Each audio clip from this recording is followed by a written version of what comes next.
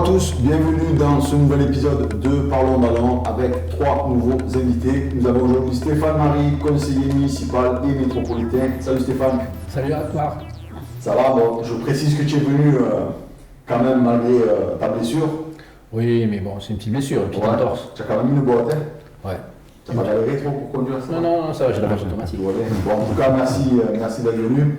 Bernard Parlot, bonsoir. Ancien international, ancien joueur européen de la grande époque. Oui. Merci d'être venu. De rien, Omar, c'était avec plaisir à chaque fois. Et le professeur Frédéric Collard. Bonsoir. Le Zinedine Zidane du bistouri. Donc messieurs, on va parler de l'actualité footballistique du moment.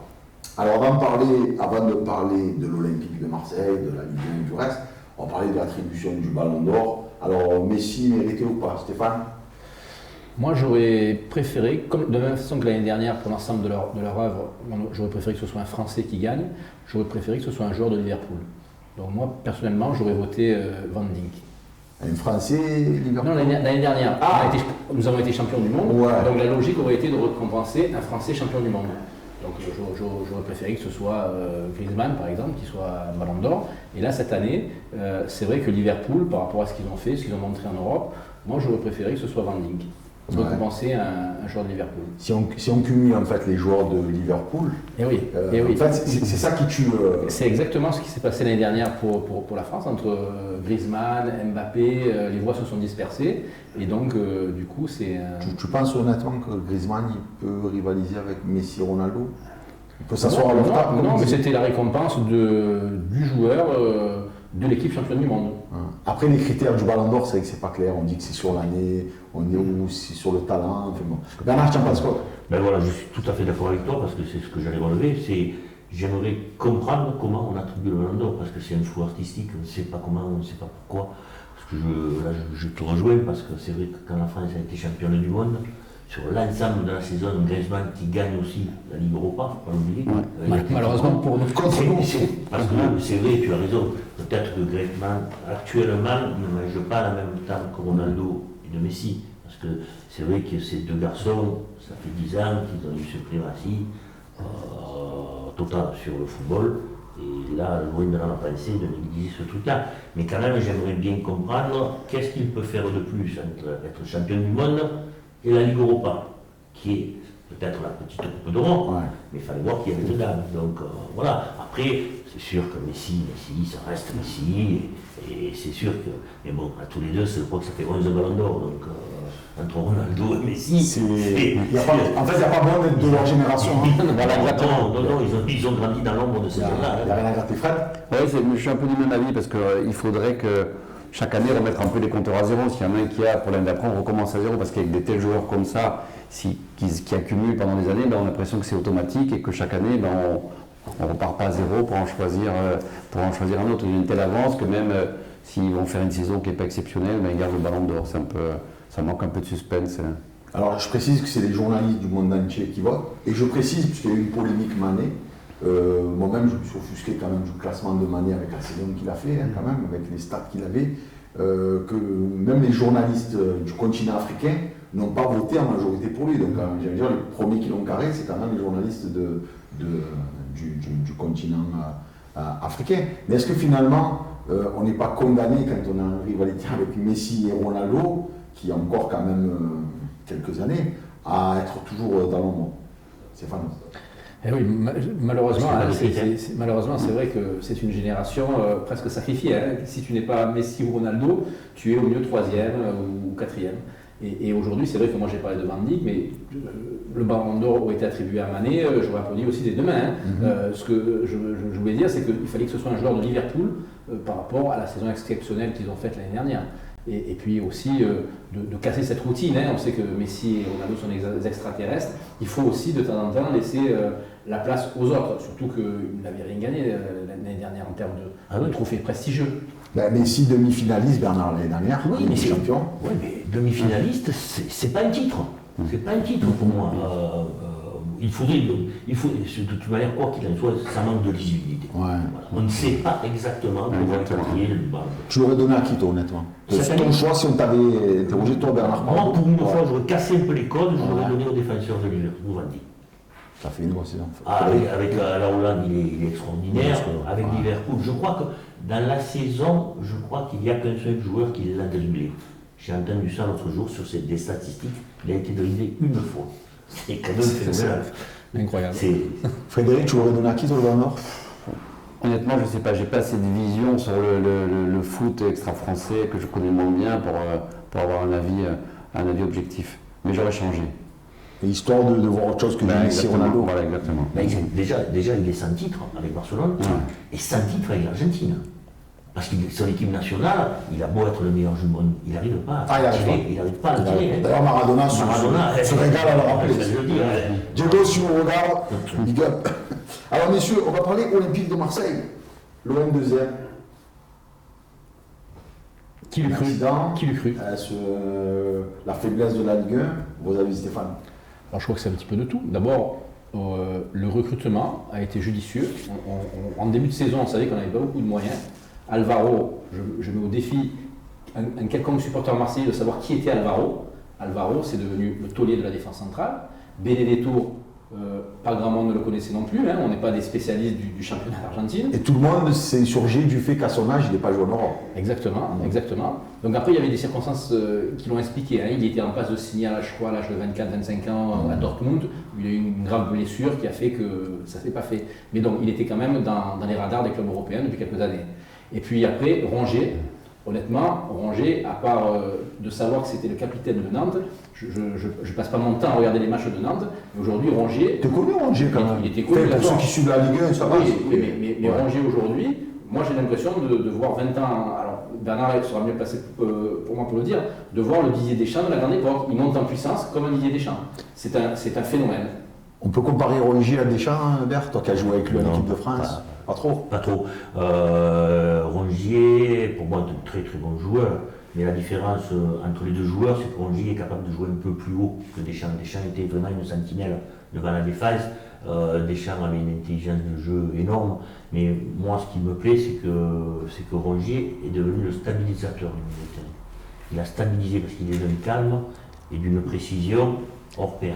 Et puis très bon état d'esprit.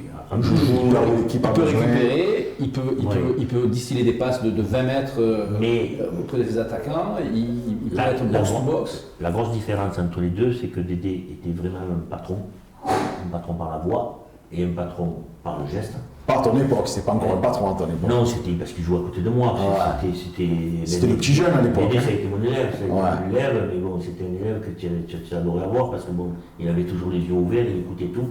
Et c'était fabuleux de jouer à côté de ce joueur-là, parce qu'avant de jouer, de venir à Marseille, quand je viens à Marseille, il s'en va à Bordeaux. Tapi n'en veut plus. Mais il jouait quand même à l'équipe de France avec moi. Tapi n'en veut plus. Quand tu arrives, Tapi, ça se débarrasse, le prête à Bordeaux. Il le prête à Bordeaux, mais bon, nous on savait pertinemment, parce que moi ça faisait déjà 2 saisons que je jouais en équipe de France avec Dédé, que c'était un grand joueur. Mais pour revenir à Rongier, il est jeune, il est à devenir, il lui faudrait un peu plus de parole sur le terrain pour être le patron vraiment de ce milieu, mais bon, il ne lui manque rien, mais je suis tout à fait d'accord, c'est un très très bon recrutement. Frédéric, ton avis sur cette OM version AVB, André Villas-Boas? Alors, moi j'ai l'avis un peu de l'intérieur et de l'extérieur du coup.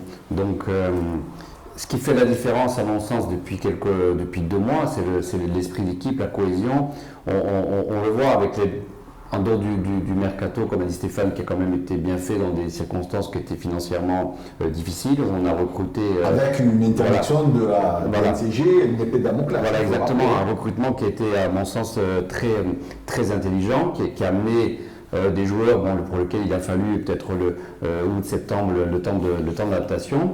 Et après, le reste, c'est l'esprit d'équipe et la cohésion d'équipe. Ils ont retrouvé ce qu'ils avaient il y a 2 ans et qui, pour des raisons qui m'échappent, c'est complètement volatilisé l'année dernière. Donc l'ancien entraîneur, à un moment, il était en rupture avec ses joueurs, avec son staff, et ça explique la saison lamentable. Et moi, qui suis en contact permanent avec les médecins de l'équipe, ils disent qu'ils ont retrouvé un groupe solidaire, uni, qui a envie de gagner. Et je pense que c'est ça qui fait la différence. On peut avoir des équipes comme Paris qui ont des joueurs tellement exceptionnels que même avec des individualités, même s'il n'y a pas de cohésion d'équipe, ils arrivent à gagner des matchs parce qu'il y a des talents exceptionnels, mais que dans le reste du championnat et dans une équipe comme l'OM où il y a des bons joueurs, mais peut-être pour lequel il y a quand même un gap entre les joueurs de Paris, eh ben, ce qui fait la différence, et on le voit sur les matchs maintenant, c'est la cohésion, l'entente qu'il y a entre eux, la manière dont ils se passent le ballon, etc. On comprend qu'ils ont retrouvé, et moi je pense, en football c'est comme partout ailleurs, s'il y a cet esprit d'équipe, on peut déplacer les montagnes. Il y a une équipe pour laquelle individuellement les joueurs seront peut-être moins forts qu'une autre, ben, ils arriveront à se sublimer parce que le collectif est bien meilleur. Et là ils ont retrouvé, grâce à l'entraîneur, cette alchimie de collectif. Après, il va falloir le garder. Alors messieurs, justement, Frédéric me fait la transition. Est-ce que le problème finalement de l'année dernière et des 2 dernières années, ça ne s'appelle pas Rudy Garcia, Stéphane? Alors, pas l'année de la Ligue Europa, puisque la Ligue Europa, c'est inespéré d'arriver en finale de Ligue Europa. On loupe à 1 point près la Ligue des Champions.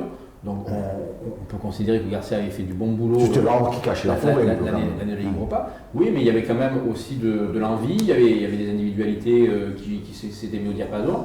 Là, la deuxième année, pour des raisons peut-être qu'on connaîtra un jour, mais l'équipe s'est complètement disloquée. Et puis on avait l'impression que Garcia avait perdu tout son sens tactique. Le coaching, c'était du n'importe quoi, les joueurs déplacés à des postes qui n'étaient pas les leurs. Et là, moi, le sentiment que j'ai aujourd'hui, c'est que la meilleure recrue, c'est Villas-Boas. Villas-Boas, c'est un entraîneur dont on perçoit qu'il est aimé des joueurs et qu'il aime ses joueurs. Ce que je te disais tout à l'heure en aparté, Omar, c'est j'ai l'impression de revoir du Jürgen Klopp. Quand on voit Jürgen Klopp sur le banc de Liverpool qui enlace ses joueurs ou ses joueurs vont vers lui, donc on sent que c'est quelqu'un qui fait corps avec son équipe. Après Stéphane, ça c'est limite ça. Tourelle il fait pareil à Paris, on a vu le résultat aussi en Champions League, c'est-à-dire le copain avec les joueurs. Bernard Champions quoi. Non, moi je pense, je suis d'accord que Villas-Boas est une très très bonne recrue pour le club. D'ailleurs, c'est un entraîneur qui a eu des résultats dans tous les clubs où il est passé. Mais moi je pense que Rudy Garcia, c'est tué tout seul dans la mesure où un entraîneur ne doit jamais incriminer sans arrêt ses joueurs. C'est ce que Rudy a fait. Malheureusement, il s'est enfermé tout seul dans son recrutement parce qu'il a voulu tout faire lui. Donc quand tu veux faire ton recrutement, tu te le prends dans la tête quand il ne marche pas. Ça, c'est totalement logique. Il a dit c'est moi qui recrute. C'est toi qui recrute. À un moment donné, tu rends des comptes. Les comptes étaient pas bons. Alors s'il recrute Zubizarreta, il sert à quoi Bernard? À rien pour l'instant. Puisque apparemment, Zubizarreta n'a pas fait venir de joueurs à l'OM. Villas-Boas, c'est Zubizarreta. Ouais. Ça, c'est bien ça. Mais est-ce que... Zubizarreta est arrivé après Garcia. Normalement, le directeur sportif recrute son entraîneur, et donc il a le lien ne s'est pas fait au départ pour les raisons avec le changement de gouvernance. Apparemment, ce qu'on m'a dit, c'est que tous les joueurs que Zubizarreta a présentés à Garcia, il les a refusés. Donc Pépé, donc Nicolas Pépé. C'est vrai qu'à qui vaut 80 millions d'euros aujourd'hui. Voilà, c'est vrai qu'à un moment donné, le gars doit dire bon, ben, je vais arrêter de lui présenter des joueurs puisqu'ils ne lui conviennent pas. Voilà, et donc Rudy n'était pas bon dans sa communication non plus. À chaque fois que l'OM perdait un match, il incriminait ses joueurs. Ils n'ont pas appliqué les consignes, ils n'ont pas été bien. Ou l'arbitre ou la barre. À un moment donné, il faut te mettre avec tes joueurs pour que tes joueurs réagissent avec toi. Et il continue à faire pareil à Si tu testes plus, les joueurs ne vont pas avec toi. Si tu te lèves totalement, si tu fais corps avec eux, ils vont venir avec toi, soit dans la défaite et dans la victoire. Tu as pensé quoi Bernard des sorties de Payet sur Garcia avec Germain qui était un peu timide mais que... On sent que Payet le problème était latent. Donc il a suffi que Garcia s'en aille pour que certains puissent vider leur sac. Peut-être qu'ils auraient peut-être dû le faire avant quand il était là. Est-ce que Garcia a carré certains joueurs? Je pense à Luis Gustavo qui l'a fait jouer en défense centrale, qu'il a mis après sur le banc. Je ne pense pas qu'il l'ait carré parce que je ne pense pas qu'il l'ait fait sciemment. Mais Gustavo est responsable aussi. Parce qu'à un moment donné, en tant que joueur de son expérience, tu dois aller voir le coach et lui dire voilà coach, soit je joue libéraux toute la saison, mais je ne suis pas le mouche-à-trou, ou alors je reste au milieu. Et on recrute un libéraux. Parce qu'après, il l'a accusé quand il est sorti à l'anticipation. Mais c'est son rôle de sortir à l'anticipation quand il est milieu, puisqu'il a encore stoppé en libéraux. Tant que libéraux, quand tu sors, il n'y a que le gardien derrière. Mais c'est vrai que niveau coaching, Garcia il a fait des folies. À un moment, il te mettait Camara à gauche, qui était quand même... qui est toujours un jeune joueur expérimenté. Frédéric, je rappelle quand même qu'à l'OM, tu es responsable de l'évaluation cardiaque des joueurs et pro et du centre de formation. Donc tu valides la visite médicale des joueurs exactement. C'est important de rappeler que des fois, notamment ça arrive à Thuram en fin de carrière, on décèle des problèmes cardiaques. Tout à fait. Et à Savidan aussi. Savidan, puis il y a d'autres joueurs qui étaient passés à l'OM, qui avaient eu des problèmes qu'on a pris en charge, qu'on a quand même pu laisser jouer. Il y en a que j'ai opéré, qui ont rejoué après. Tu as autant de responsabilités qu'un AVB ou qu'un Garcia. Ah oui, si tu ne pas le faire. J'avais opéré le jeune Gnabounou qui était à Marseille, qui après est parti, Guy Gnabounou qui est parti ailleurs, qui après a rejoué. J'avais opéré Bekamenga qui était à Nantes, au FC Nantes, qui après pareil a rejoué. Même il m'avait envoyé la une de l'équipe qui était très belle où il avait floqué son maillot, il avait mis merci professeur Collard. Moi j'ai opéré, un mois après il rejoue. Tu l'as mis sur ton Facebook. Ouais, exactement. Je l'ai mis, c'est génial. Il joue à Nantes, il m'avait invité, c'est le premier match où il rejoue, il m'avait invité mais je n'ai pas pu monter à Nantes. Et donc il marque le but et il fait le tour du terrain en relevant son t-shirt. Et donc depuis bientôt 2 ans, à la demande de Jacques-Henri Hérault, c'était après le décès qu'il y avait eu il y a 2 ans, là, comment il s'appelle, le joueur qui était mort là, sur le terrain. Marc-Vivien Fouet. Voilà, exactement. Ouais. Le Jacques-Henri Hérault nous a dit, voilà, je ne veux plus me contenter de la visite médicale classique où les joueurs voient un cardiologue comme ça dans un coin, etc., sans aucune expertise. Et donc, on fait l'exploration de tous les joueurs pros avec des examens beaucoup plus approfondis que dans les autres clubs. Et ils sont vus à la Timone par tous les experts du rythme, de l'échographie, etc., qui sont d'ailleurs les référents pour la Ligue de football française. Et les joueurs sont entièrement explorés, à la fois les pros, mais l'année dernière on a vu 120 jeunes, à partir de 15 ans, tous les jeunes à partir de 15 ans sont vus, d'ailleurs il y en a quelques-uns chez qui on a des problèmes. Et ouais. Du coup, mais d'ailleurs, ça tombe bien Frédéric que tu sois là, et je suis ravi que tu sois là aujourd'hui. On va parler avec Bernard des greffes et tout ça, mais comment tu expliques qu'il y a de plus en plus de jeunes qui meurent sur des stades, malheureusement. Il y avait eu celui de Benfica aussi, qui prend un carton, je ne sais pas si vous vous rappelez. Un joueur de Benfica. Il prend un carton, il rigole, il met la main sur les genoux et il s'écroule en arrière, c'est terrible. Je ne sais pas si vous vous souvenez, ça avait fait le tour du monde. Un blond, je ne me rappelle plus son nom. Mais même dans le football amateur, c'est arrivé moi à Pont-de-Vivo. À Pont-de-Vivo, dans le stade où on reçoit, enfin on ne reçoit plus, où on s'entraîne, des mecs qui jouaient. Il a eu une espèce de. C'est des mecs qui venaient jouer des jours du dimanche, quoi. Et le temps d'aller à l'hôpital. Alors, j'explique ça. Il n'y en a pas plus qu'avant. Le problème, c'est que l'évolution des réseaux sociaux, des médias, fait que quand un événement se produit même dans un petit club, même dans un village, c'est rapidement beaucoup plus médiatisé et donc on en parle beaucoup plus. Mais il y en a toujours eu. Par contre, il y en a en théorie maintenant moins qu'avant parce que justement, grâce aux examens et à l'exploration qu'on fait, on doit pouvoir éliminer 95% des risques de mort subite avec l'évolution qu'on a maintenant, puisque tous les joueurs pros, de base, nous on fait un peu des examens à Marseille beaucoup plus poussés qu'ailleurs en France et même dans le monde, mais de base ils ont au moins un électrocardiogramme, une échographie, voire une IRM, donc c'est déjà des examens qui permettent d'éliminer une grande partie des problèmes. Donc on est censé en avoir moins que par le passé, mais comme il y en a encore, nous on a encore poussé plus loin les explorations pour essayer vraiment de prendre le moins de risques possible. Les gars, on va parler un peu politique, messieurs, puisque Stéphane, aujourd'hui, on a eu l'information que ça va être Yvon Berland, a priori, le candidat soutenu par la République En Marche sur Marseille, pour la mairie de Marseille. Donc ça sera officiel lundi. D'ailleurs, on va dire que c'est fait. Voilà, on va dire que c'est quasiment fait. C'est mieux que ce soit les instances qui l'annoncent officiellement et que lui-même l'annonce que maintenant par on va profiter comme tu as là, puisque je précise que tu étais socialiste, tu es République En Marche, donc ta réaction en tant qu'élu République En Marche? Déjà, je suis très satisfait qu'on ait un candidat, puisque je fais partie quand même des militants, des marcheurs qui réclament depuis 6 mois aux instances nationales le choix d'un candidat pour tout simplement avoir le temps de se mettre en route pour cette campagne municipale. Une campagne, ça ne se fait pas sur un claquement de doigts. Il y a de la logistique, il y a des candidats, il y a un programme. Donc on a quand même, entre guillemets, anticipé, puisque l'ensemble des candidats à la candidature, depuis des mois, et notamment Yvon Berland, comme Saïd Hamada, comme Jean-Philippe Agresti, comme Yoann Bentiminga, on travaillait avec leurs équipes, avec leurs experts, des programmes. Maintenant, il apparaîtra aux candidats soutenus de faire la synthèse des des programmes. Donc il y avait aussi au niveau du mouvement En Marche sur Marseille des équipes qui ont réfléchi sur le développement économique, sur les transports, sur la qualité de la vie, sur l'environnement. Donc il appartient maintenant aux candidats à fédérer tout cela et à faire une synthèse et à proposer aux Marseillais un projet.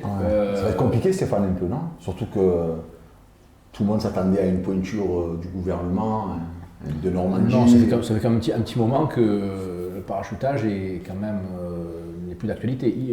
Je ne dis pas qu'il y a un an c'était envisagé, mais là non, on sait que la mission dite Borrello était venue pour essayer d'auditer l'ensemble des candidats et des entourages pour essayer de trouver le candidat, je dirais, considéré comme le meilleur pour pouvoir gagner cette ville de Marseille. Mais c'est pas trop dans le fonctionnement d'En Marche de mettre quelqu'un, parce que Yvon Berlin, il n'est pas tout jeune non plus, quoi.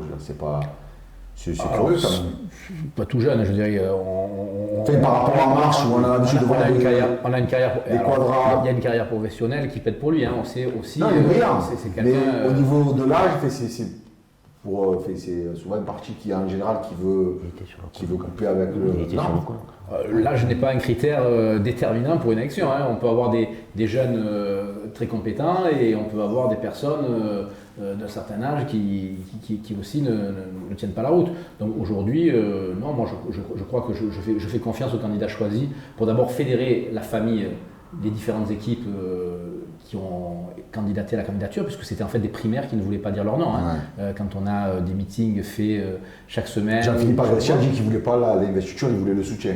C'est ce qui se dessine pour Yvon Berlin. Ça sera un soutien de la République En Marche, ce qui lui permet aussi d'élargir le spectre politique et puis d'agréger autour de lui des personnalités à la fois de la société civile et des personnalités à la fois du centre droit, du centre gauche, de droite, de gauche, des personnalités qui vont permettre de proposer une alternance à la ville de Marseille, puisque 25 ans, ça fait quand même beaucoup. On va conclure là-dessus avant la première petite coupure.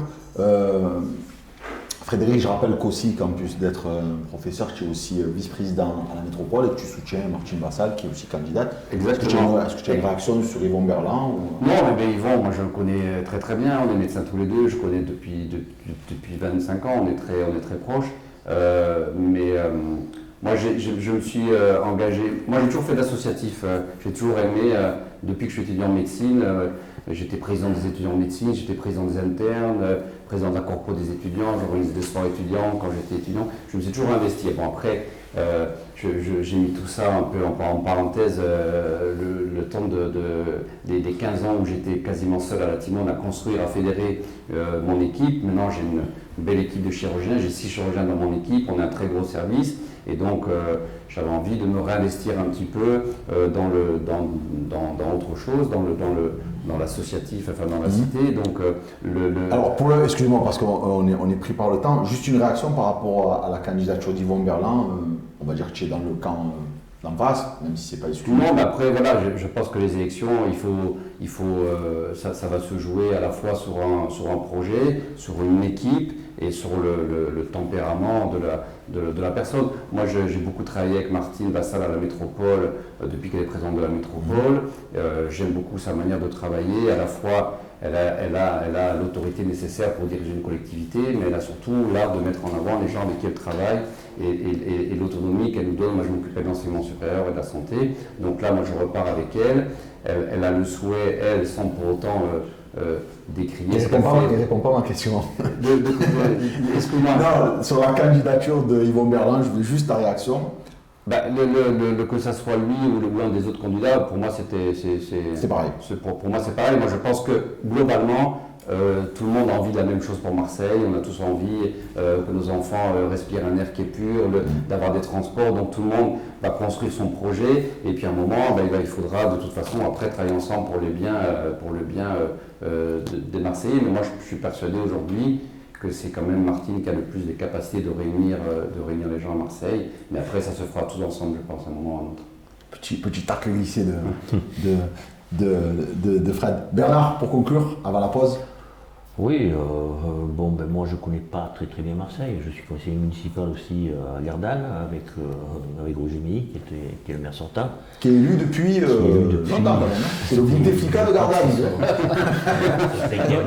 Tu as le maire du Roi, je crois, qui est élu depuis longtemps. Ouais. Il a battu Gaudin, là, ouais.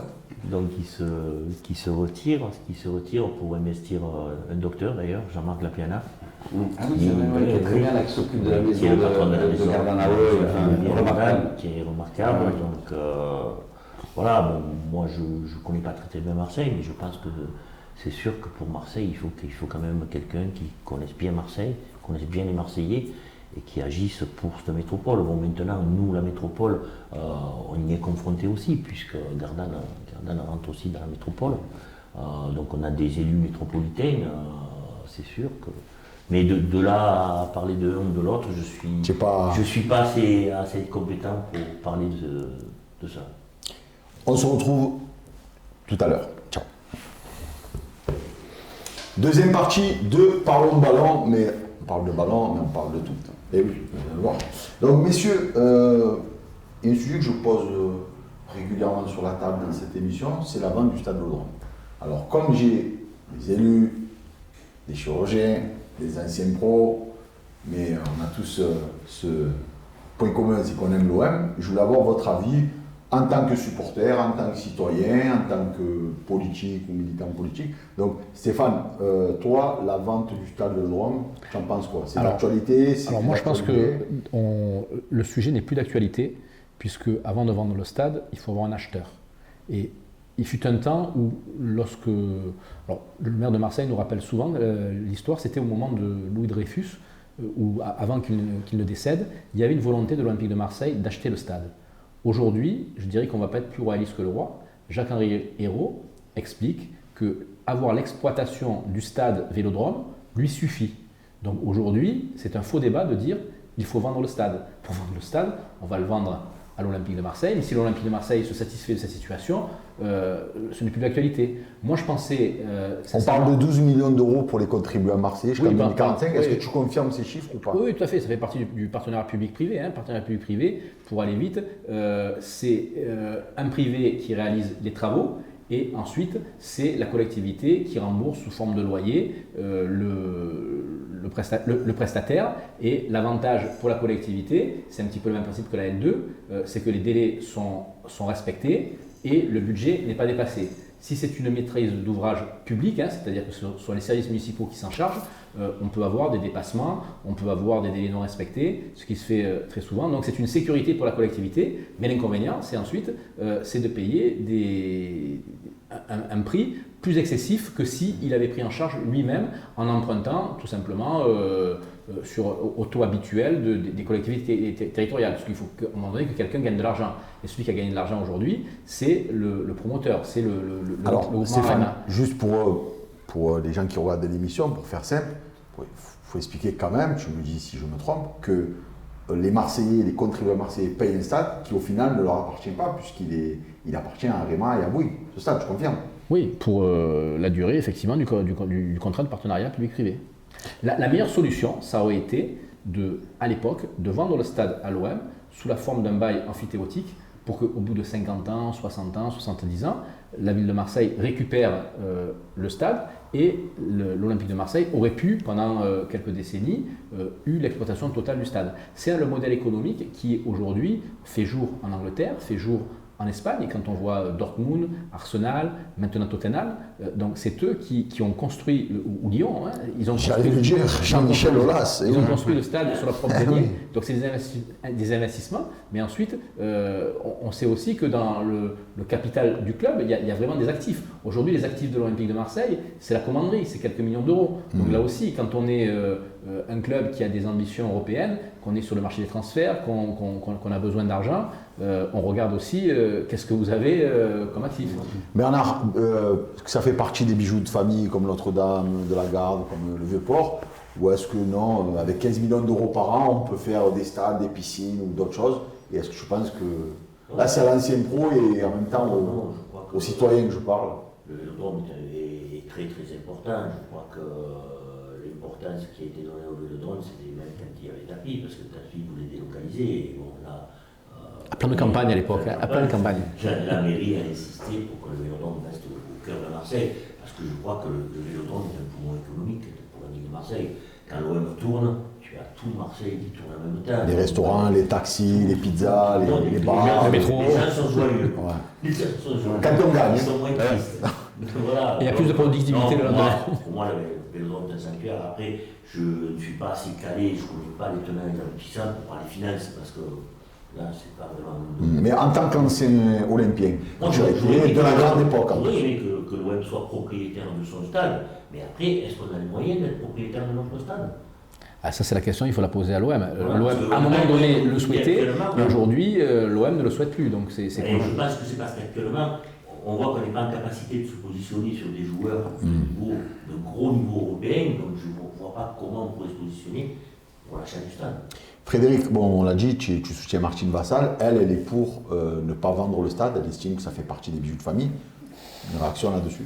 Moi, je pense que ce qu'il faut plutôt essayer de faire pour le stade, c'est justement faire en sorte que il a fallu payer, comme l'a dit Stéphane, pour agrandir le stade, pour faire ce qu'il est maintenant, et le stade appartenant à la ville, ils ont choisi cette solution-là. Moi, ce que je verrais plutôt maintenant, c'est essayer de trouver les moyens avec la gestion de l'OM qui le développe, c'est avoir les moyens qu'avec plus l'Olympique de Marseille va rayonner, plus la redevance sera élevée, plus ils font de l'événementiel dedans, si on arrive à faire des concerts, des choses qu'il faut réunir, que toute cette recette générée par le stade compense ce que les contribuables payent pour les travaux d'agrandissement qui ont été faits dans le stade. Moi j'ai l'impression que pour l'instant le stade il est un peu sous-utilisé, quoi. D'accord. En l'utilisant plus, on arriverait peut-être à générer des recettes. Surtout que c'est important de rappeler, et pour que je conclure là-dessus, que le stade, il y a eu 2 concerts de soprano qui ont été un succès. J'ai été, j'ai pu le voir. Moi aussi j'ai été. Il va y avoir Jules, alors on aime, on n'aime pas. Moi j'aime bien parce qu'en plus c'est un jeune que je connais, c'est un brave type. Et puis par contre il n'y a plus de fête des écoles. Et ça en tant que papa, moi ça m'agace un peu. Voilà. Hein, Stéphane? Tout à fait, tout à fait. C'est bien, quand même, ça. Tout à fait. Voilà. C'est vrai que c'était une institution, la fête des écoles, toutes les écoles publiques marseillaises. Et c'est nos pendant petits des Marseillais. années. Ouais, c'est vrai que c'est quelque C'est les chose enfants de Marseille. c'est quelque chose qui manque. Et si tu me permets également, il y a aussi quand même un dossier caché qui n'est pas sur la place publique, mais vous avez tous peut-être entendu parler de la délégation de service public qui va se mettre en place pour le parc Chano. Aujourd'hui, autant l'Olympique de Marseille n'est pas intéressé aujourd'hui pour acheter le stade, mais il veut se positionner pour acheter l'ensemble de l'enceinte du parc Chano, pour avoir la délégation, pas racheter, le mot est Il un voulait peu le fort. parc Borélé aussi. L'hippodrome. Et je crois que c'est toujours aussi d'actualité pour délocaliser la commanderie et le mettre sur l'hippodrome. Ça fait partie des priorités, je crois, de a pas besoin, Jacques ça. Henri-Rieu. Mais c'est vrai que la DSP de Chano, c'est quelque chose. Parce qu'aujourd'hui, c'est la SAFIM, c'est la société qui organise les différents salons, la Foire de Marseille, les différents salons qu'on a toute l'année. Et ils vont rentrer en concurrence directe avec une grosse société qui s'appelle GL Event, qui est une société qui a pignon sur rue au niveau national. Et l'Olympique de Marseille veut aussi se positionner pour faire, je suppose, une salle de concert, pour faire de l'événementiel dans ce lieu assez mythique aussi de Marseille, le Parc Borelli. Donc aujourd'hui, moi j'ai le sentiment que l'Olympique de Marseille vise plus être le gestionnaire du parc Chano, d'avoir la concession du parc Chano de l'ensemble de l'enceinte, que la volonté de récupérer le stade Vélodrome. Stéphane, il connaît très bien ces dossiers. C'est important d'avoir les chiffres. Alors messieurs, on va parler de vous. Bernard, on va parler de toi. Commencez. Donc toi, tu es Gardanais pure souche, puisque tu as démarré au Gardanne, l'AS Gardanne. Voilà, où ton papa jouait aussi. Voilà, donc en 77-78, je venais à peine de naître. Tu participes à l'accession de Gardanne en D4, ça s'appelait la 4e La 4e division. En fin de saison, donc, un certain Daniel Langrand, l'entraîneur de Boulogne-sur-Mer, te propose de faire un essai. L'essai se révèle concluant et voilà, et puis tu t'engages avec ce club, tu fais à peu près 33 des 34 matchs, donc tu joues. Puis après tu rejoins le Lille, le LOSC. Pour les sudistes, c'est pas dur d'aller jouer à Lille? Le plus dur était le voyage. Parce que bon, n'étant jamais allé plus loin de à peu près 100 km de la maison, je pensais plus qu'on était en France. Je pensais plus qu'on était en France. Tu passes de plus 30 à moins 30. Je crois qu'il plaisantait. Parce que à peu près tous les 100 km, je me dis, on n'est pas arrivé. Et bon, il me dit non, encore. Et c'est vrai que le voyage a été vraiment, vraiment long. Surtout qu'à l'époque. Le pire, ça n'a pas été ça, c'est que je partais pour faire un essai. Et je fais le premier entraînement et il y avait un match derrière. Donc je joue un match derrière, il me dit bon ben tu vas signer. Je dis non, je ne veux pas signer, je n'étais pas majeur. J'ai dit il faut retourner. Dans ma tête je me suis dit putain il faut encore faire ce voyage. J'ai dit c'est pas possible. Donc je suis redescendu, je suis allé voir mes parents et je suis remonté pour signer. Je crois que c'est Courbis qui avait dit qu'à Lens, bon, c'est pas loin de Lille, il avait dit qu'il y avait des pingouins. D'ailleurs ils l'ont ressorti, les supporters. Donc, tu disputes que 2 rencontres avec Lille pour le premier match en première division. Tu étais en concurrence avec Arnaud Dos Santos et DJ Simon. Oui, il y avait une grosse équipe. Il y avait, voilà. Il y avait une grosse équipe, il y avait Zarco Laric, il y avait Roberto Cabral, Clemelding. Zarco, on s'en rappelle. Zarco, on s'en rappelle bien. Zarco. C'est une grosse équipe. Mais bon, j'avais fait mon premier match en première division, et notamment, ça doit être écrit direct contre Brest. C'est ça, vous avez fait un partout. Ouais, à Brest. Au stade Le Blé, Francis Le Blé de en 79. Après, donc, tu quittes Lille pour Brest, voilà. Donc, tu as joué en équipe de France, ouais. Et je me rappelle que Platini t'appelait l'aboyeur. Tu étais un de ses chouchous, Platini. T'aimais bien, hein? Oui, on avait de très très bons rapports. D'ailleurs, il m'avait choisi quand il rebâtit l'équipe de France suite à l'élimination de la Coupe du Monde. Donc il décide de faire un trait, parce qu'ils étaient quasiment éliminés. Ouais. C'était Henri Michel à l'époque. Non, Platini reprend. Oui, il y avait Michel, après la fin, ouais. Il reste quelques matchs à Michel, et notamment il faut cette contre-performance, il faut le match de la Chypre, ouais. Qui a été catastrophique. Mais paradoxalement, donc il rebâtit cette équipe, donc il me prend comme pilier, mais bon, on était quand même 8 Marseillais à l'époque. Donc j'étais bordelais quand il me prend. Je n'étais pas encore Marseillais, je joue à Bordeaux. Mais bon, tu étais pote avec Jib, avec tout ça. Qui n'était pas encore loin, mais c'était la clé. Non, on avait de bons rapports, sauf quand on jouait contre, mais bon, on avait de bons rapports. Et ce qui s'est passé, c'est qu'on a gagné tous les matchs. Et que si Jean-Marc Ferreri ne rate pas un pénalty en Finlande, on se qualifie pour la Coupe du Monde. On rate la... Jean-Marc qui est venu à part le ballon, tu ne me l'as pas dit ça. On était tellement persuadés d'être pas qualifiés qu'on jouait tellement libérés. On a gagné tous nos matchs. Derrière, on a gagné tous nos matchs. D'ailleurs, j'ai aucune défaite, moi, en équipe de France, j'ai jamais perdu. Et derrière, on enchaîne sur les éliminatoires de l'Euro 92, ouais. Où on perd aucun match. Aucun match. Aucun match dans les éliminatoires. Vous avez fait trembler tout. l'Espagne, il y avait l'Écosse, il y avait tout le monde. On a battu tout le monde. Tout le monde. Et malheureusement, je me blesse juste avant de partir à l'Euro. Je me souviens. À Paris et l'Euro. C'est une grosse blessure. D'ailleurs, j'ai eu 2 blessures. C'était avant un match contre Saint-Etienne, il me semble, non? Voilà, en rentrant de Milan, on allait à Saint-Etienne et avec Chris, je suis épaule contre épaule avec Chris et le genou parfait. Aïe, tu as mis ton pied dans un trou. Alors, moi, moi je te regardais avec cette saison 90-91. Donc déjà, je me souviens de toi quand tu jouais à Bordeaux. À l'époque, il y avait une grosse équipe à Bordeaux. Ouais. Les premiers toute la saison. Voilà. On vient à Marseille, les premiers. Et Wadel, il met un coup franc que tu dévis, tu es dans le mur. Non, il me touche. Parce que à l'époque, on appelait ça le voltigeur. C'est-à-dire que j'étais soit à côté du mur, j'avais l'opportunité d'anticiper un peu quand on décalait le ballon, et je sortais au ballon. Et effectivement, je sors au ballon, je tape, et je touche un peu le ballon. J'ai pas dit que c'est ta faute. Et Joseph est prêt à contre pied.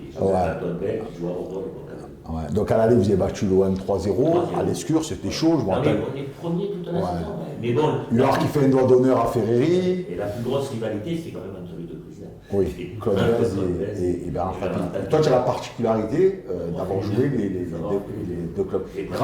Grand monsieur Claude Bèze. Deux grands monsieur. Claude Bèze était un très très grand président. Je racontais à Frédéric tout à l'heure que j'ai signé mon contrat avec Bèze, on m'a tendu la main. J'ai dit on signe rien, président.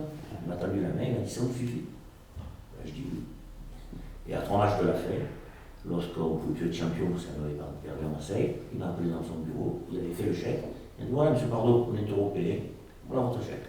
C'est dingue. Ah ouais, c'est dingue. Est-ce que je posais la question aux anciennes générations qui sont venues, donc on a eu Manu Amoroz, Jean-Marc Ferreri, Marcel Dib. Est-ce que dans le football français actuellement, il ne manque pas ces grandes gueules comme l'était Giroud, comme l'était le pauvre Loulou Nicolin, comme l'était Claude Bèze? Est-ce que maintenant, à part Olas, c'est bien seul. C'est vrai. On n'a plus Bernard, qu'est-ce que tu en penses? Oui, mais je te dis, Olas c'est bien seul. D'ailleurs, c'est le seul qu'on entend parler. Donc, c'est vrai qu'effectivement, ça manque un peu de. Il y a certains clubs où je suis persuadé que je te demande le nom de certains présidents de club, tu es incapable de le dire. Ah, ça devient compliqué. C'est-à-dire qu'avant, tu avais des Gervais Martel, voilà. On connaissait les résultats, mais d'ailleurs, et moi je te dis, même moi, je serais incapable de te donner le nom de certains présidents. Frédéric, tu en penses quoi sur justement ces Gouailles qui manquent? Tu lui as pas dit qu'il a joué au Paris Saint-Germain aussi, hein? Il a joué après, mais ça, elle ne m'intéresse pas cette période. Personne Non, n'a moi, fait. voilà. Après, c'est important d'avoir un patron, un leader charismatique qui porte une équipe, mais c'est aussi les changements générationnels. Les générations sont plus les mêmes qu'avant et on est plus à la fois dans le collectif, un peu plus dans le soft. On a de moins en moins de grandes gueules, même partout, même chez nous en médecine, on avait les grands mandarins, maintenant ça change, on est plus dans l'équipe, dans la décision collégiale, etc. Ce qui est bien aussi parfois. C'est trop aseptisé, non? C'est pas que c'est aseptisé. C'est le problème des grands patrons, c'est que quand tu as un grand patron qui décide tout et qui est très bien, il porte tout le monde, mais parfois tu en as qui sont là et qui sont pas à leur place, qui font pas les bons choix. Et donc ça peut avoir des avantages et des inconvénients. Le mandarinat, il y a nous en médecine par exemple, il y a des mandarins, des trucs qui ont détruit des élèves, etc. parce que c'était pas bienveillant. Il faut quand même un mélange de charisme, d'autorité, mais de bienveillance pour gérer les équipes. Il faut savoir avoir les deux. Stéphane, ça manque un peu ces grandes gueules dans le football français? Alors, ça manque pour le folklore, mais je crois que Frédéric a raison, hein. On le vit aujourd'hui dans le monde de l'entreprise, dans le monde universitaire, un petit peu de partout. On a des nouvelles générations qui sont calibrées autrement, hein. Ils ne sont pas là pour faire le show, ils sont là pour faire le job. Enfin, nous, ça nous plaît, nous qui sommes fans de bien ballon, sûr. je veux dire, Aujourd'hui, un Nicolin qui dit Pedretti, cette petite tarlouse, on va lui donner. Alors après, il y a les tribunaux, il y a tout ça, mais ça nous plaît. Après, c'est bien, c'est pas bien. Mais... Parce qu'on est d'une génération, effectivement, qui a été, entre guillemets, élevée un petit peu à ça, à ces esclandres, esclandres entre baise, tapis. On se rappelle aussi du président du Paris Saint-Germain aussi, qui était une figure. Borrelli, qui était aussi une grande figure. Il y avait des grandes figures, il y avait Guinéen Brest. Roger Rocher à Saint-Etienne. Il est parti recruter Cabana, c'est qu'il a été retenu en otage. Non, mais aujourd'hui, c'est vrai qu'on a des élites. Hein. Aujourd'hui, quand on voit un Jacques-Henri Hérault, moi je considère que c'est the right man at the right place. C'est peut-être pas quelqu'un qui va l'ouvrir, mais quand on a tous un petit peu approfondi quel était le rôle de Jacques-Henri Hérault à l'Olympique de Marseille, hormis peut-être 2 ou 3 petites phrases malvenues qui ont peut-être heurté les supporters, c'est quelqu'un qui fait du bon boulot, il fait du bon job, et j'espère qu'il restera encore longtemps président de l'Olympique de Marseille, parce que c'est quand même l'assurance, on sait que c'est quelqu'un, il sait où il veut aller, et il est conscient des moyens qu'il a aujourd'hui, et la formation, sortir des Bouba Camara toutes les années, essayer d'en sortir un, arriver à moyen terme à avoir 5-6 Bouba Camara dans l'équipe type de l'Olympique de Marseille, diversifier les recettes, on l'a dit avec l'exploitation du stade. Donc moi je considère qu'aujourd'hui, je préfère avoir quelqu'un qui soit efficace plutôt que quelqu'un qui fasse le show. Bon, toi tu n'es pas fan de gens, c'est pas trop ton truc. Ben alors on va revenir à toi, ta carrière. Donc on va sauter directement à cette fameuse saison 90-91 qui me fascinait tant quand j'étais gamin. Alors, j'ai eu le plaisir de te recevoir à l'époque sur Radio Gazelle et tu m'avais dit, à l'époque, on respectait tout le monde et on avait peur de personne. Après les personnes, on respectait tout le monde parce que je pense que quand tu entres sur un terrain, il faut respecter les gens. N'importe quelle équipe qui sont les présumés sans grade. Quand je dis présumés sans grade, c'est pas péjoratif. C'est-à-dire, il y a des équipes qui sont, quand tu regardes les effectifs, sont en forme. Il faut les respecter quand même. Parce qu'ils sont là, ils font le job et ils sont respectables. Donc, nous, on avait une telle confiance en nous, on connaissait nos forces, peut-être nos faiblesses. Notre faiblesse c'était peut-être de temps en temps de trop fort, peut-être même, et c'est ce qui nous faisait défaut, mais je crois qu'on avait peur de personne. Puis avec les joueurs que nous avions, ça aurait été dramatique si on avait peur de quelqu'un. Je rappelle quand même l'année où tu as joué à l'OM, il y avait, alors, pour faire une revue d'effectifs large, rien que dans les bois, Olmeta, Huard, et l'entraîneur de Toulouse, Casanova. En défense, donc Carlos Moser, que j'ai eu le plaisir de rencontrer récemment grâce à Henri Gibrel, qui me l'a présenté, super mec. Il n'aime pas trop Roberto Cabanas, lui, par contre. Il avait eu des trucs.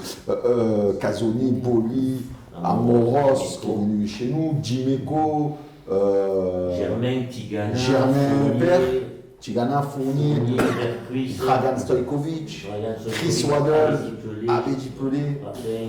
C'est comme le PSG maintenant. Deux ballons d'or. Ouais.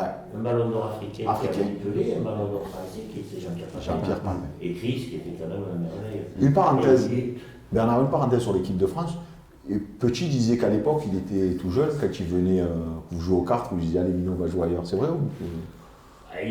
il a une dame contre les Marseillais, Emmanuel Ouais, Petit. il a été là depuis longtemps, il dit qu'on achetait tous les matchs. Ouais. Je ne vois pas comment avec cette équipe-là tu pouvais acheter des matchs, il faut arrêter. À un moment donné, il faut arrêter quoi. Parce qu'il y a des choses qu'on, je l'ai dit récemment, il y a des choses qu'on dit au moment, à l'instant T, ou alors tu fais un ta gueule, à un moment donné, Carrément, il faut arrêter parce que c'est quand même un manque de respect de parler comme ça, de dire qu'avec cette équipe-là, on avait besoin d'acheter le championnat. Non. Voilà, il faut expliquer, si jamais avec cette équipe-là, taper, on va gaspiller ses sous pour acheter le championnat, moi je ne comprends plus rien. Là, je comprends plus rien. Voilà, donc Petit, il avait 18 ans quand il était en équipe de France. Tu as 18 ans, tu te mets dans un coin et tu attends. Surtout qu'à l'époque, il y avait quand même un respect en équipe de France. Tu étais un petit minot, tu n'allais pas t'asseoir. Mais non, parce que, je ne sais pas, il est frustré peut-être. Il est frustré parce que j'avais été champion pendant la Marseillaise. Voilà, mais bon, la frustration, à un moment donné. Ça a toujours été les dauphins. Alors j'ai ce petit cadre que tu m'avais offert, que j'ai conservé, que je vais conserver. Et c'est rigolo parce que quand j'étais en 6e à l'époque, je l'avais ce bouquin et ça faisait mes couvertures. En tout cas, je trouve ça. J'avais trouvé ça très original. Ouais. Aussi, et je me rappelle plus qui l'avait fait. Et d'ailleurs, il y avait toutes les caricatures de l'effectif. Celui qui a fait ça, si tu te reconnais, manifeste. Bon. manifeste. Et oui, troisième partie de Parlons Ballon. Exceptionnellement, aujourd'hui, on joue les prolongations. Je m'excuse auprès de Rafik et de Amine, puisque après, c'est eux qui vont gérer au montage, c'est compliqué. Je remercie Stéphane pour ce beau petit cadeau en direct de Londres. Je suis fan d'Arsenal. Tu es fan d'Arsenal. Écoute, moi j'aime bien aussi. Voilà, beau petit cadeau pour le plateau. Alors, Fred, on va parler de toi. Donc, tu es médecin chirurgien cardiaque au CHU d'Atimone et responsable du service de chirurgie cardiaque et de transplantation. Alors, est-ce que tu peux nous parler de tout ça? Donc je rappelle qu'avec Bernard, vous avez donné le coup d'envoi. On a donné le coup d'envoi parce qu'on a fait, à la Timone, dans mon service de chirurgie cardiaque, on fait les opérations du cœur à tout venant. On est spécialisé dans la greffe cardiaque. On est le centre de référence pour le sud de la France de tout ce qui est transplantation cardiaque. Et là, qui dit transplantation cardiaque dit receveur, comme Bernard, qui est en pleine forme, et dit donneur. Ça veut dire que pour sauver la vie d'un certain nombre de gens qui ont besoin d'une greffe cardiaque parce que leur cœur ne marche plus, qu'il est au bout du rouleau, on a besoin de donneurs et malheureusement on manque de donneurs. Chaque année il y a des gens qui meurent en France en attendant une greffe de cœur, de foie, de rein, de poumon, parce que au jour d'aujourd'hui malheureusement il y a encore beaucoup trop de refus, il y a beaucoup plus de refus en France que dans les autres pays européens. Ça veut dire que quand une personne décède d'une cause brutale, et pour lequel ils sont maintenus artificiellement en vie, mais pour lequel le cerveau est détruit, on peut prélever les organes. Et généralement, quand la famille s'oppose au don d'organes, on ne prélève pas les organes.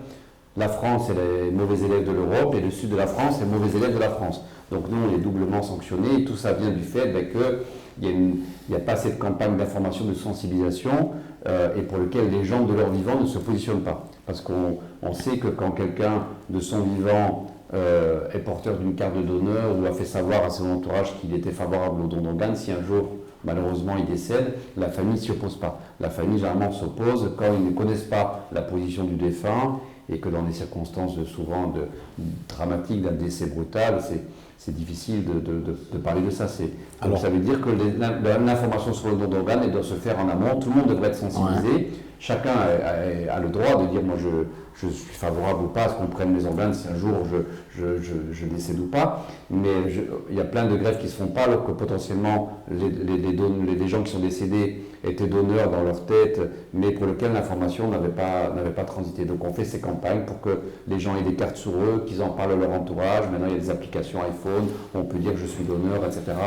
Voilà le but de la démarche. Et dans le cadre de cette démarche, on a distribué lors du match contre Brest 50 000 cartes d'honneur au stade à tous les gens qui étaient présents au match. Et pour symboliser cette histoire de la greffe, on a donné le coup d'envoi avec Bernard. C'était sympa. Bernard, je précise que tu as été opéré 2 fois. Ouais. Et on a reçu Bruno Gilles aussi, qui a été opéré. Qui a été aussi greffé du cœur. Du cœur. Bernard, si tu voulais t'exprimer là-dessus. Oui, je suis l'exemple même que la greffe marche, notamment en double vent, parce que moi j'étais la première fois déjà très mal employé, donc j'ai attendu 3 mois avant, on pouvait pas me greffer au début. Et j'ai été dans un service, ça a été pendant 3 mois, puis après j'ai récupéré, et donc j'ai pu être greffé une première fois, et ça a duré 20 ans, donc on voit que la greffe marche. Et là, au bout de 20 ans, c'est vrai que mon greffon a un peu été, donc il a fallu me relister. Et donc à ce moment-là, j'ai été dans le service de Frédéric, où j'ai été vraiment très bien traité, réopéré par le professeur Ribéry, qui m'avait lui-même opéré 20 ans auparavant avec le professeur Métra. Et on voit, moi ça marche bien, donc je crois qu'il faut insister, et Frédéric a raison d'insister, parce que nous c'est vrai, pour des questions de religion, des questions de mentalité, on ne donne pas. Et je crois que l'important c'est de savoir qu'à travers un décès, on peut faire revivre à peu près, on peut faire revivre 5 personnes. Est-ce que c'est une question bête, mais est-ce qu'on sait des fois c'est le cœur de qui, Non. Est-ce que sur ça il n'y a pas de. Il vaut mieux pas. On le sait pas, il n'y a pas besoin de le savoir. Et plus généralement, le prélèvement se fait dans une autre ville de France. Peut-être que quelqu'un qui reçoit un organe, je dis ça bêtement, Ouais. J'ai pas été confronté, je vois, mais peut-être que des fois on a envie d'aller remercier la personne, ou la famille au moins. Alors Non, je vais t'expliquer une chose. Ouais. Parce que moi je suis très reconnaissant sur les deux demeures qui m'ont fait parvenir leur cœur. Mais imagine-toi que la mère pense que son fils vit à travers moi. Ah, ouais, J'aurais toujours de la reconnaissance à donner, mais je n'aurais pas l'amour d'un fils Ça fait à donner. Donc ça peut être. créer des. C'est interdit en France? C'est interdit. On ne peut pas. Pour ces raisons. Il peut y avoir aucun lien. Les équipes qui s'occupent de la coordination s'occupent pas de la greffe. Il n'y a pas moyen de savoir où est le corps. Par contre, l'agence de la biomédecine, qui est l'organe de l'État qui centralise ça, fait très bien les choses, parce que la famille peut demander des nouvelles. Par exemple, quand un enfant décède ou un adulte, la famille peut dire à l'agence de la médecine, elle va dire voilà, grâce à son décès, il y a 5 patients qui ont été greffés, un du cœur, un du foie, ils vont bien, ils ont bien récupéré, ils sont en pleine forme, mais ça permet reste anonyme. Ça permet de sensibiliser. Et ça permet de sensibiliser, et puis les gens, ça leur permet, dans le drame qu'ils traversent, de savoir que la personne vit encore un peu. Voilà. Stéphane, un petit mot sur à titre personnel. Effectivement, je crois que tout a été dit. Il faut sensibiliser nos concitoyens au don d'organes. C'est quelque chose qui n'est aujourd'hui pas connu, peu connu. Et je crois qu'on est souvent sensibilisé quand on a soi-même un proche qui bénéficie d'un droit d'organe. Et dans ce cas-là, on se dit qu'on se doit de rendre l'appareil. Mais il ne faut pas en arriver là. Il faut que ce soit fait. Donc la campagne de sensibilisation, moi je dis chapeau. Et je crois qu'aujourd'hui, on peut être fier d'avoir dans notre ville des professeurs comme le professeur Collard qui porte très haut et fort. On a l'Olympique de Marseille, il porte haut et fort nos couleurs, mais on a aussi des chercheurs, des médecins. Et ça, je dirais que c'est encore plus important que le football qui ne reste qu'un jeu et qu'un loisir. Mais si le football permet de sensibiliser, c'est une très bonne chose. Voilà, exactement. Bien sûr, Bernard, vas-y, je t'en prie. Je voudrais remercier Stéphane Tapi, Oui. qui est PDG de la Provence, qui est à l'initiative aussi de cette journée, qui nous a beaucoup aidé de la Provence. Avec la Provence qui nous a beaucoup aidé. La Provence, c'est quand même un relais qui permet de toucher, merci. une grande partie de la population. Merci Stéphane Tapi, et tu es le bienvenu Stéphane Tapi. On ne se connaît pas personnellement, mais je serais ravi de te recevoir dans Parlons Ballon. Messieurs, merci beaucoup. Merci. On a été tellement pris par cette épopée qu'on n'a pas eu le temps de tout faire, mais vous reviendrez tous les trois. Il y a On a débordé. Il y a encore des matchs à débriefer. Stéphane, tu reviendras. On n'a pas eu le temps de tout débriefer ton actualité politique, mais ta passion, je rappelle que tu as été à Bari. Tu as été jusqu'à Bari. Par Bari, j'ai compté, j'ai dû faire 11 finales, entre les finales de Coupe de France, Coupe de la Ligue et Coupe d'Europe, 11 finales. À mon actif, j'ai ramené 2 Coupes de la Ligue, une Coupe d'Europe des clubs champions et une Coupe de France, la fameuse de 89, la fameuse, la dernière. Un grand supporter de l'OM qui m'a fait cadeau des écharpes pour le club et que j'ai toujours de tes différents voyages. Bonne chance pour 2020, candidat dans le 13-14. Je pense. D'accord. Oui. Tête de liste, pas tête de liste? Non, moi ça fait quand même 25 ans que. Au service de l'équipe. Voilà, moi je suis. Comme Bernard. Je me reconvertis en Arsène Wenger, en coach. Bonne chance. Pour les jeunes générations. Bonne chance pour 2020. Merci pour le fagnon et tu reviens quand tu veux à Parlons Ballon. Bernard, merci. Un plaisir. Il faudrait 10 émissions pour parler de ce que tu as apporté au football français. Merci aussi pour ce que tu as fait pour l'OM et le football français, puisque tu as fait partie de ces gens qui nous ont fait rêver et on a plaisir aujourd'hui. Professeur, merci. Merci pour tout ce que tu fais. On va te consacrer d'ailleurs avec Rafik Amin un petit portrait justement sur la greffe. On se retrouve très bientôt pour une nouvelle émission de Parlons Ballon. Ciao. Boom, boom, boom.